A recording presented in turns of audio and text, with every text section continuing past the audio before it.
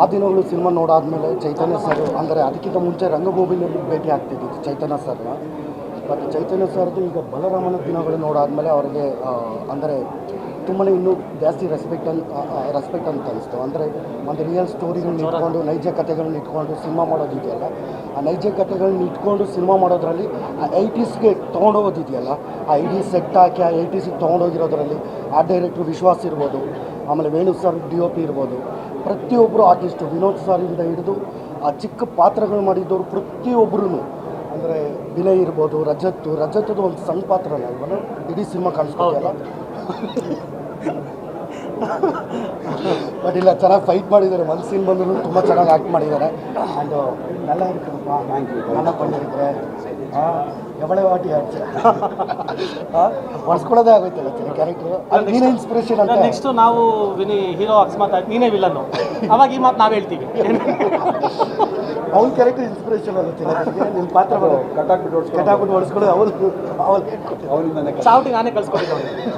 But ಚೆನ್ನಾಗಿತ್ತು. But ಪ್ರತಿಯೊಬ್ಬರೂ Vinod sir ಪಕ್ಕದಲ್ಲಿ ಅಂದರೆ ಫ್ರೆಂಡ್ಸ್ ಎಲ್ಲ ಆ್ಯಕ್ಟ್ ಮಾಡಿದಾರಲ್ಲ, ಅವರು ಪ್ರತಿಯೊಬ್ಬರೂ ಅಷ್ಟೇ ತುಂಬ ಚೆನ್ನಾಗಿ ಆ್ಯಕ್ಟ್ ಮಾಡಿದ್ದಾರೆ.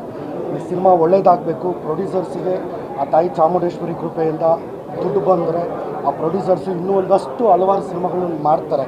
ಯಾಕಂದರೆ ನಾವು ಪ್ರತಿ ಸಲನೂ ಬಂದಾಗ ನಾವು ಕೇಳ್ಕೊಳ್ಳೋದು ಇಷ್ಟ ಪ್ರೇಕ್ಷಕರಲ್ಲಿ, ನೀವು ಬಂದು ಸಿನಿಮಾ ನೋಡಬೇಕಾದ್ರೆ ನೀವು ಕೊಡೋ ಟಿಕೆಟ್ ದುಡ್ಡು ₹100 ಇದೆಯಲ್ಲ, ಆ ₹100 ನಾವು ಮೀಡಿಯಾದವ್ರು ಇರ್ಬೋದು ಅಥವಾ ಆರ್ಟಿಸ್ಟ್ ಇರ್ಬೋದು, ಟೆಕ್ನಿಷಿಯನ್ಸ್ ಇರ್ಬೋದು, ಪ್ರತಿಯೊಬ್ಬರು ನಿಮ್ಮಿಂದನೇ ಬದುಕ್ತಿರೋದು. ನೀವು ಬನ್ನಿ, ಥಿಯೇಟರ್ಗಳಿಗೆ ಬನ್ನಿ, ಸಿನಿಮಾ ನೋಡಿ, ನಮ್ಮ ಕನ್ನಡ ಸಿನಿಮಾನ ಉಳಿಸಿ ಬೆಳೆಸಿ ಅಂತ ಕೇಳ್ಕೊತೀನಿ. Thank you. ಎಲ್ಲರಿಗೂ ನಮಸ್ಕಾರ.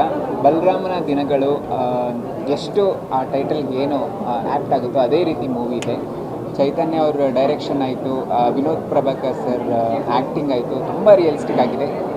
ಎಲ್ಲದಕ್ಕಿಂತ ಹೆಚ್ಚಾಗಿ ಬಿಗ್ ಬಾಸಲ್ಲಿ ವಿನಯ್ ಯಾವತ್ತೂ ನಾನು ವಿಲನ್ ಅಂತ ಹೇಳ್ತಾನೆ ಇದ್ದರು. ಅದೇ ರೀತಿ ಈ ಮೂವಿಲಿ ಒಂದು ತಮಿಳ್ ಸ್ಲ್ಯಾಂಗಲ್ಲಿ ತುಂಬ ಅದ್ಭುತವಾಗಿ ನಟನೆ ಮಾಡಿದ್ದಾರೆ ವಿನಯ್ ಅವರು. ಇಡೀ ತಂಡಕ್ಕೆ ಆಲ್ ದಿ ಬೆಸ್ಟ್ ಹೇಳ್ತಾ ಇದ್ದೀನಿ.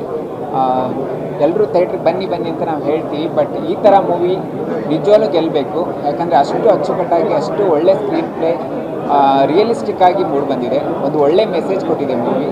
ಸೊ ಎಲ್ಲರೂ ಬಂದು ಥಿಯೇಟ್ರಿಗೆ ನೋಡಿ ಅಂತ ಹೇಳ್ತೀನಿ. ಧನ್ಯವಾದಗಳು.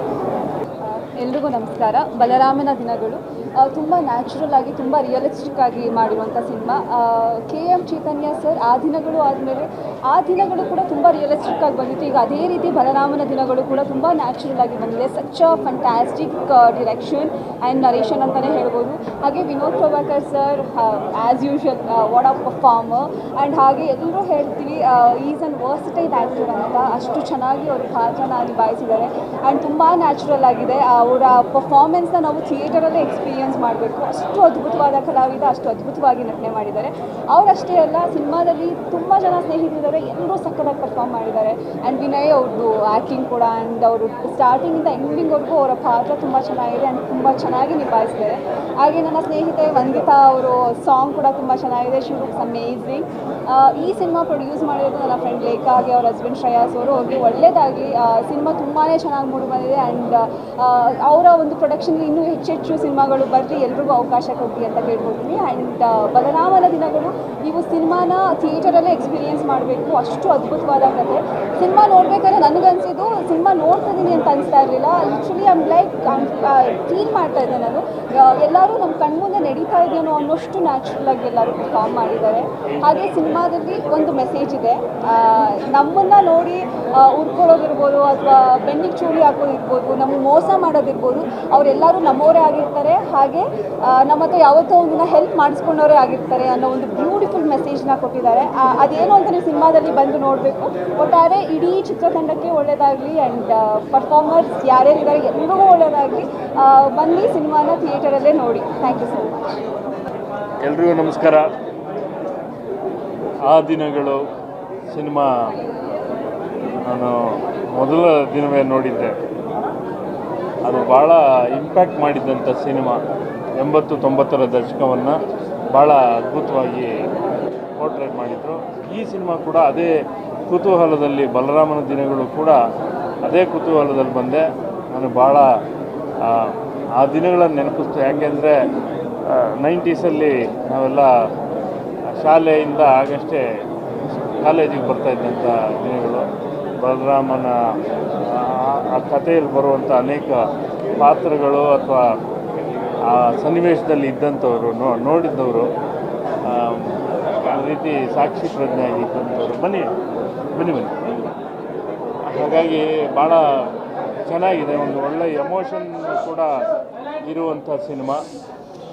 ಪಾತ್ರಗಳು ಎಲ್ಲ ಪಾತ್ರಗಳನ್ನು ಬೇರೆ ಬೇರೆ ಸಣ್ಣ ಸಣ್ಣ ಪಾತ್ರಗಳಾದರೂ ಕೂಡ ಆ ಪಾತ್ರಗಳೆಲ್ಲ ನೆನಪುಳಿಯೋ ಹಾಗೆ ಇರುವಂಥದ್ದು. ತುಂಬ ಚೆನ್ನಾದ ಒಳ್ಳೆಯ ಕ್ಯಾನ್ವಾಸ್ ಇದು ಸಿನಿಮಾಗೆ.